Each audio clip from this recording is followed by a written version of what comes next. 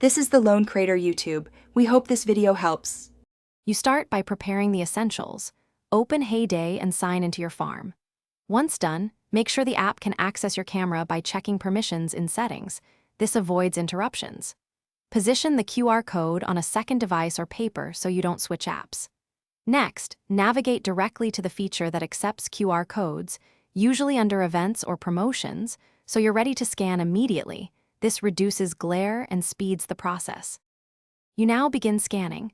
Tap the Redeem or Scan button inside Heyday to launch the in-app scanner. Once active, slowly bring your camera over the QR and align the code within the on-screen guide. This ensures accurate detection. Hold your device steady and adjust distance, about 6 to 12 inches, so the code fills the frame without clipping. If recognition is slow, tap to refocus and make small angle adjustments because the scanner prefers flat, well-lit codes. After detection, you'll see the reward details. Tap Confirm to apply items to your farm. Once applied, check your inventory and mail to verify receipt because some rewards deliver via different tabs.